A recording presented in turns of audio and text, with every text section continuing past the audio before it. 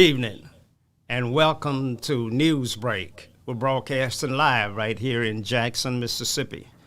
We're being seen all over the world. We're broadcasting to more than 139 countries. You can find us on Facebook, on YouTube, on Roku TV, and our very own platform, WeBelieveDigital.com, where shows like this will be archived forever. WeBelieveDigital.com also has various channels that are earmarked for our particular guests. You may have your own channel on our platforms, such as New Horizon has a channel. You know, the Brent Hazard Show has a channel, etc. So we're broadcasting and archiving information that will be useful for generations to come. Now, today is Newsbreak, and we're going to talk about the things that are pressing our city and our state and our country in the brief time that we have. So my anchor, Chris Young, is here. And Chris, I know you've been busy out here this week, and a lot's going on in Jackson, Mississippi. So let's jump right into it.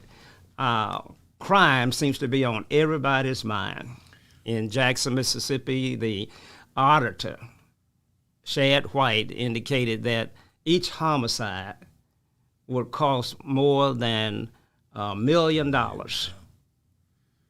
Yeah, it's just amazing. And last night, two more homicides inside the Jackson city limits. One was a 26-year-old woman was laying in her bed and shot to death. Another one, a gentleman was burned in his car, but they found a bullet in the back of his head, and he hasn't been identified. This crime epidemic, it's hitting the country, Chris, but Jackson has the dubious distinction of being the #1 murder capital of the world. And, you know, how do we get here? And how do we get out of here? Yeah, and it hasn't been 6 months yet since Jackson earned that distinction, the most number of homicides per capita anywhere in this country, and therefore, you know, anywhere in the world. And where does it come from? You know, just one person, but it comes from a form of desperation. Desperation,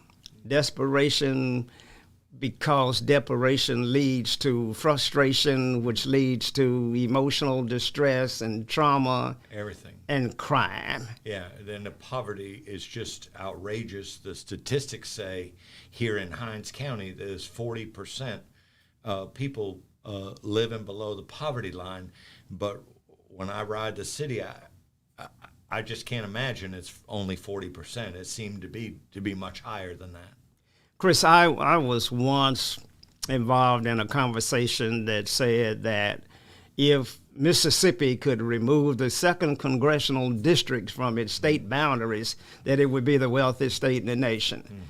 And so that just exemplifies and identifies and targets the fact that poor people are concentrated in the African-American communities, where there's been historical abuse and a lack of opportunity, and all of those things that have created this situation continue to be evident today. You know, and it doesn't seem like it's going anyplace. And, you know, last time I checked, it wasn't a crime. Poverty wasn't a crime. You know, it's not a crime to be a poor person. And yet look at the crime that's being produced behind poverty, behind these conditions that are created, this discrimination, disparaging people. Like you said, if we could remove a whole congressional district, I mean, my goodness, who thinks thoughts like that? Right.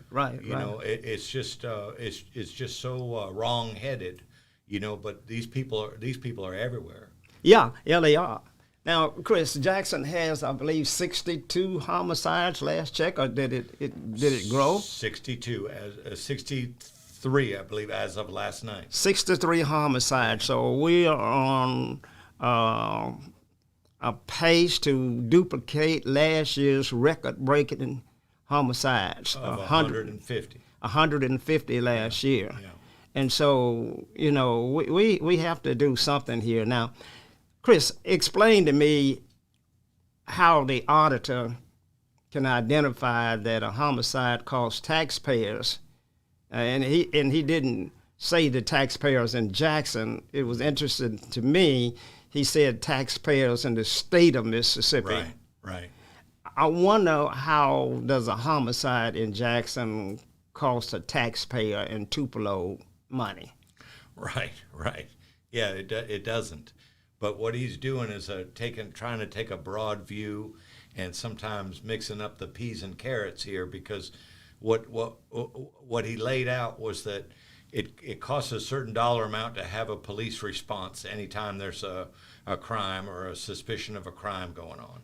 And then you have the medical people involved. You have the coroner involved. Either all these cost a certain amount of money. Then you have to clean up the situation.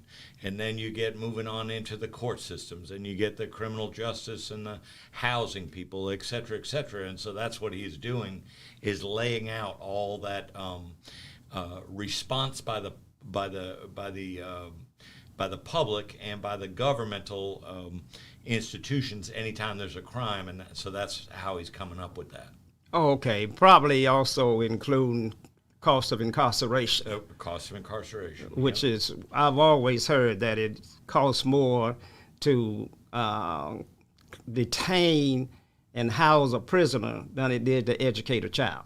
It's the last numbers I looked at was $17,000 a year to educate a child in the public school system here in Mississippi, or at least here in Jackson, and 21,000 and change, I believe, the cost of incarceration. It just says that maybe we are not prioritizing the way we spend money that will help us get out of the situation. It seems like we need to focus on educating our children. That's right. Now, we're broadcasting live from right here in Jackson, Mississippi, and the call-in number is 800-492-5186, 800-492-5186. We're going to talk about several different topics today, and right now we're focusing on crime, and focusing on crime primarily in Jackson, Mississippi.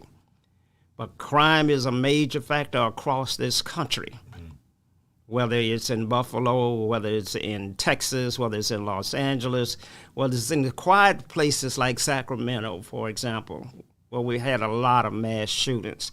And so these mass shootings, Chris, are not occurring in Jackson, Mississippi, thank goodness, but they are occurring across the country throughout America. That's right. What do you attribute that to? And it's defined, just as a reminder to the viewers, anytime an episode comes up where 4 or more people are shot, not necessarily to death, but 4 or more people are shot, they consider that a mass shooting.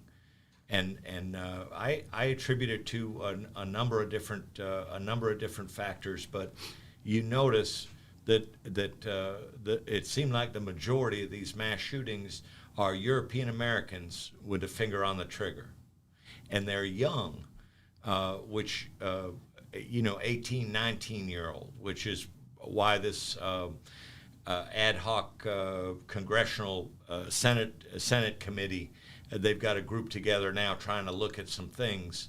It kind of seems to me like they're softballing it, because they're talking about school security, but they're also talking about red flag laws and increasing the minimum age to be 21 years old in order to buy an assault rifle.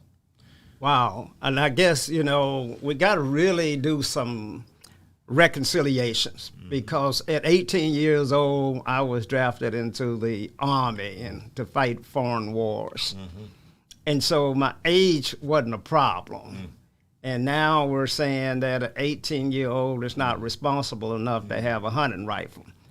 Now, somewhere in there, Chris, I get a little bit confused, whether it's the age of the person or whether it's the philosophy of the person that we need to be trying to capture. And I bring you to my point of white replacement theory. Yes. Something that is being banned about now across the country that not many of us know anything about. Can you shed any light on what that acronym WRT stands for. Mm-hmm. And it's not this white replacement theory is nothing new. There's been people on the fringes have been talking about this for a long time, but now it's come back into vogue. And it's interesting, Mr. Garrett, when you look at the census and you see since 1960 in the United States of America, pardon me, the steady decline of, what we call European Americans in this country is going on. And I believe that that's near the root of all this white replacement theory, mass shootings, 180-page manifestos from an 18-year-old about we're not going to nobody's going to take my country away from me. And the census, of course, also depicts that there's been an increase in the African American population. In recent years, it's been more modest, but the population has really grown in America. Up to 29% now is Hispanic and Latino. So this whole concept of the browning, you hear people say the browning of America, I believe this is near the base of all this hog wild behavior, this acting out, these mass shootings. Well, and it all manifests itself in the scaling of the wall in Washington, D.C. during the presidential election as well. And I understand that that committee that's chaired by Congressman Thompson from Mississippi is doing a yeoman's job in trying to get to the root cause and those involved in that event. And they're getting ready to start doing public hearings so that the public can be made aware of these details. And I think when some of this stuff comes out, there's been little dribbles and drabbles of information, but when the public starts to see right there in front of them, undeniable with text messages and video and so forth and so on, I think a lot of these, big lie people are going to be reminded that that's not the truth. Well, we're getting ready to go to a station break.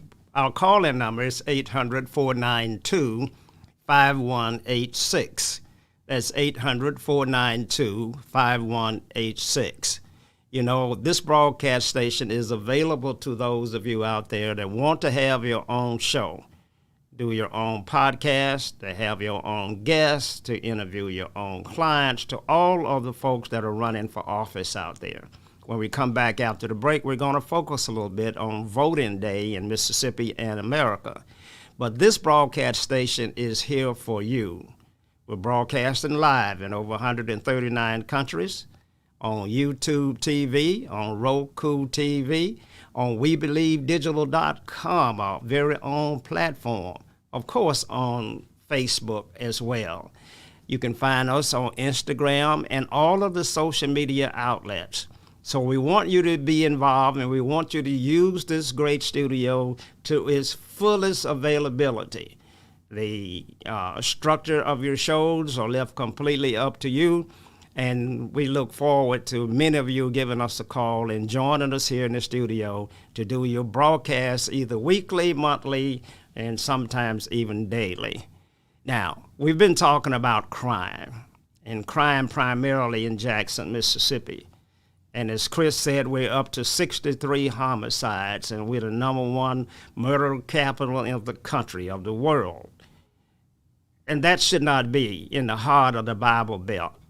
And there are some factors here that are creating this environment and causing this great tragedy in a state that I know is the garden spot of the universe.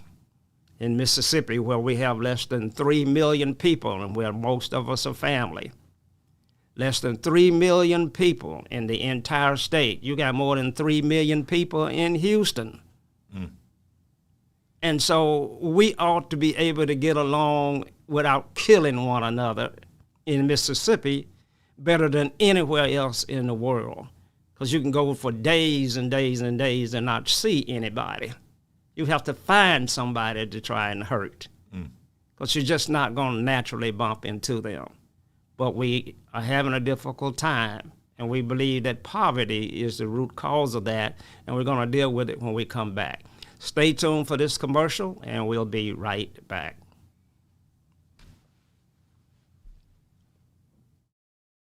Socrates Garrett ENT.com is a diversified firm specializing in recycled aggregates and crushed concrete. Socrates Garrett ENT.com's recycled materials provide the construction industry with significant economic and environmental benefits by recycling clean concrete rubble into M.Dot grade rock materials. Recycled aggregates and crushed concrete can be applied to driveways, road construction, bank protection, parking lots, general bulk fills, and more. By using Socrates Garrett ENT.com's crushed concrete products, anyone from homeowners to general contractors can help reduce landfilled concrete waste, conserve natural resources, and gain significant economic savings on materials and disposal costs. For more information, please call 601-896-0084 or visit us online at SocratesGarrettENT.com. Are you tired of living check to check and looking for residual income? We have just the opportunity for you. Join us on Saturday, the 25th of June in Jackson, Mississippi, as we discuss the sexiest industry in the world, travel. Let's turn your passion into profits, whether it's on a full-time or part-time basis. Please RSVP or text to 404-915-8626. We look forward to connecting and taking flight. See you soon. And we're back.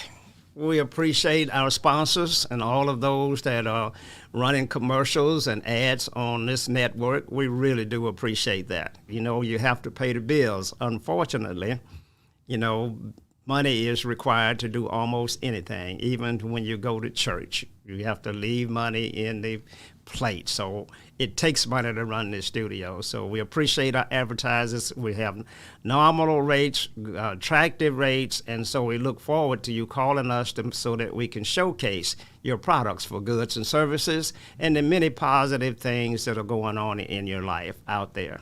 Call us at 800-492-5186.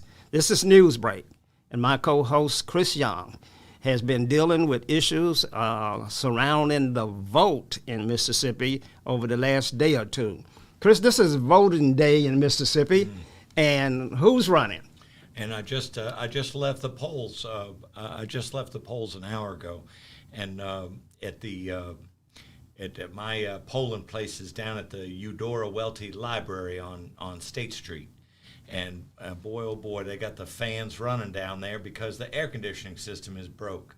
It's 90 degrees, and the library's been closed now for 2 weeks, but they had the staff bring in fans so they can bring people in there to vote on today. Is that some form of voter intimidation, or what? Makes you wonder. Makes you wonder. But I know the ballot that I saw was very small. You know, the incumbent Benny Thompson is running, and then there's a gentleman, Jerry. I'd have to look. Legler or something like that is running against him for the second. Jerry Kerner is running against him in the this being the Democratic primary. Now the Congress people in the state of Mississippi run every 2 years, I believe. Yes. And your Senate folk are every 4 years. Right. Okay. All right. And so every 2 years, Congressman Thompson has had to come back to the people of the great state of Mississippi. That's right. And ask for their support to send him back to Washington to do the work of the people. Never leaves. Yeah. Every 2 years. Back. That's right. And so how many times have they sent him back? Well, I want to say 11.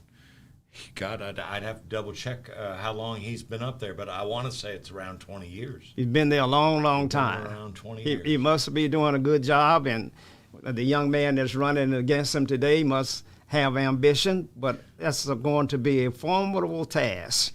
And in this second congressional district, and the one that's running against him has pale skin like me, and in this second congressional district, I just don't.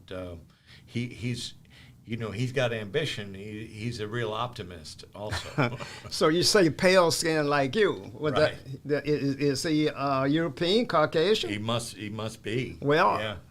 I tell you, there was always the example of Tarzan in the jungle. And so, you've seen it happen time and time again. Yes. It's not an impossible task. Yes. But as you say, it's going to be difficult. It is. And, I get access to things on a weekly basis where Congressman Thompson's office, there's just a constant barrage of things that he's doing for this area. And I think a lot of times we don't even see scholarships that are being provided, funding for this when, this whole push with broadband is deeply involved with that. There's still parts of the Delta that have no broadband, and the only way they're going to get it is through satellites. Wow. Because it's so remote that they can't conceive of poles and wires and so forth. So they're talking about the eye in the sky type of ability to provide broadband. Well, I don't agree to the fact that they're so poor that you can't have it. The state of Mississippi didn't invest in that region. Right. We spent a tremendous amount of money on broadband and expansions on the northeast side of the state and the Gulf Coast side, but not into that poor area, the Delta, where you don't have doctor's office. Yeah. And hospitals are being closed in that area. And so it's just another example of how the resources don't seem to find the communities where African Americans are largely congregated. Imagine if Jackson was not the capital city. Wow. Imagine it's kind of a terrifying thought. It is. Because so much money is poured in here just because the governor's mansion is here and the state capitol is here and the Supreme Court is here, and all these legislators come for their typically 90-day session at the beginning of each year, and they come from all parts. And we got to keep those sidewalks looking good and those roads around the Capitol. And you got to have your own police department, I believe. Your own police department and pay them a higher wage so that police officers in existing police departments in the area, like Jackson PD, they got a family to raise. They're tempted, and if they can make $5,000 more for the Capitol Police, they're going to be gone. And they don't have the 911 infrastructure. They don't have any of the infrastructure in place to be an effective police department. But back to Congressman Thompson, I understand that he's chairman of the committee that's investigating the event on the scaling of the wall. The January 6th insurrection, that's right. He was appointed by Speaker of the House, Nancy Pelosi, and he's the head of that committee.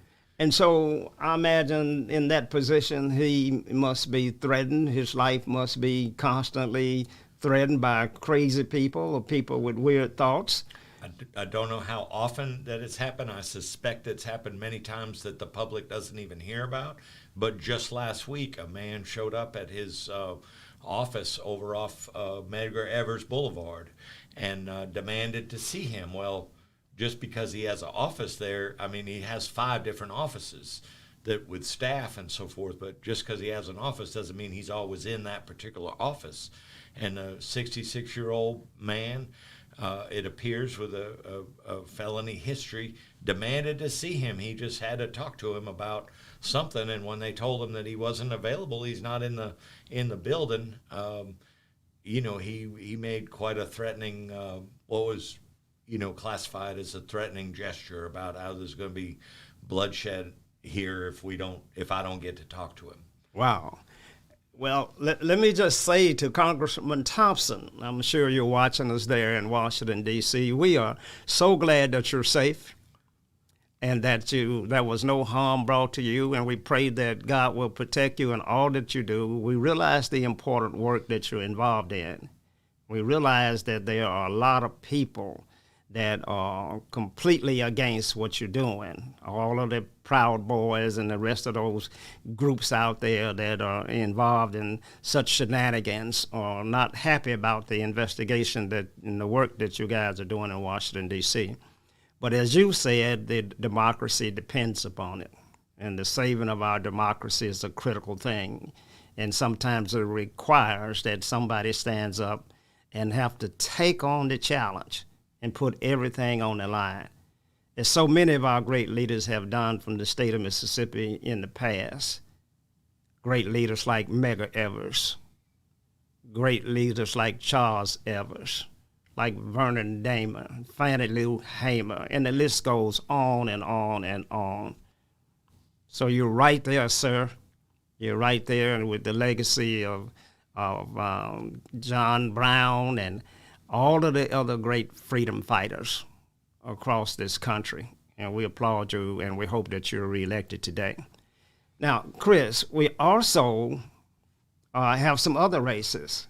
There's a race here with your namesake, that a newcomer that I don't know well. What's he running for? Yes, Shawaski Young is running for the 3rd congressional district seat, and now he's a Democrat. He's running unopposed, so his name isn't on. He gets a pass. He's resting easy today on voting day. But the folks on the other side of the aisle for the 3rd congressional district, they're the ones that are fighting hard. The incumbent is a man by the name of Michael Guest, and he's been in office just a short amount of time. But from everything I can tell, he may well be victorious today. There is another gentleman named Michael Cassidy. They say on one radio station I heard, vote for the right Michael, because there's 2 Michaels running for that. And this guy is a retired Navy flyer, active duty and reserve time, flying jets for the Navy, and he seemed very direct. I've seen a couple of commercials, so he wants to give Congressman Guest a real run for his money. Well, it's strange that Congressman Guest would draw 2 opponents. I believe he was the district attorney in Madison County and went on to serve in other law enforcement agencies. And I know that he's a pro-Trump ally in his campaign slogan where he says, "Make America first." Right. Explain that. And he also gave, it's been highlighted recently that he also, by Michael Cassidy, that Guest had voted a couple of different times for ungodly amounts of money to go to Planned Parenthood. And so Cassidy is drawing out the contradiction there with the pro-life, anti-abortion, but yet you're giving millions upon millions of dollars to Planned Parenthood. And that he apparently has voted for that a couple of different times. Right. And I believe that Steve Palazzo down on the coast has drawn 5 or 6 opponents. And so Mississippi Election Day is today. We encourage everyone to get out and vote. Voting is tremendously important. But I want to add a little caveat to that. Our ancestors died so that we would all have the right to vote. But it was just not for the right to vote. It was for the right to change the conditions of our people. And voting was the mechanism in which we were to get that done. So today is the day that we focus on changing the conditions of our people. Let me say that again. Today is the day that we focus on changing the conditions of the people. And we do that through the vote. So if you're running for office out there and you understand the needs of the people, then your constituencies are counting on you to deliver. Because without that change, then you reduce and minimize the value of the vote. And in America today, we have so much abstention. We have so many people that don't go to the polls. And the reason this apathy is so great is because individuals feel that the value of the vote has been diminished. And so it's critically important to those of you that are running. You got to run, you got to win, then you got to deliver. And that's got to be the end game. Look, this is a news break right here, and WeBelieveDigital.com, a platform. You know, we're broadcasting live in over 139 countries. You can find us on Roku TV, on Facebook, on YouTube, and our own platform, WeBelieveDigital.com. You can call in at 800-492-5186 to schedule your own podcast show, to advertise your products, to help with your re-election campaign. We'd love to have you in the studio. We'd love to strategize with you on the things that are important to you and how We Believe Digital can make a tremendous difference in what you're striving for and how you can accomplish that. Now, each day we try to bring you updates as to what's going on, and today is no different. But before we close out for today, Chris, any parting shout-outs to our viewers? Well, you know, yesterday I went to a Hinds County Board of Supervisors meeting, and man, there was a lot of action down there. There was acting out going on down there. But, you know, there was a special recognition given to a man by the name of Curtis Daniels, Jr. from Clinton. In 1969, Mr. Daniels, who received this special recognition yesterday, became the first black police officer hired by Clinton, Mississippi Police Department. Mm-hmm. And you know, it's ironic. He had many other accomplishments in his life, and it was all recorded, but he became very emotional, accepting the proclamation and all. And then I heard on the radio today, you know, that in Neptune, New Jersey, they installed the first African-American chief of police. So little by little, you know, we see more and more transparency. They've had a lot of racial issues around Neptune, New Jersey, and a lot of complaints about lack of transparency and so forth. So it looks like somehow, some way, somebody's trying to do something about that.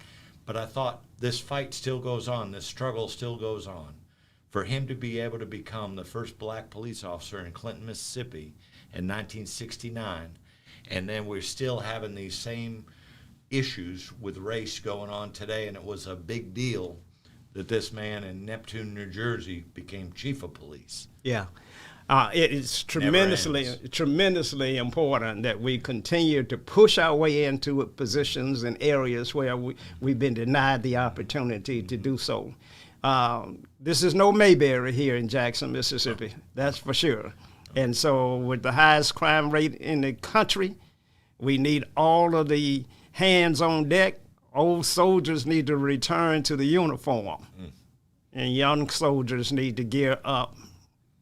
We need to fight for our Second Amendment rights. We don't want to be disarmed as a community, but we want to fight those things that are bad with all of the ammunition that we have. Now, today, that ammunition is in the vote. Today is election day throughout the entire state and not this country. You know. And so it's important that you get out and do your part. We look forward to bringing you the results of all these races on our next show right here at We Believe Digital Broadcasting Studio. I want you to have a great day out there and stay safe until we meet again. How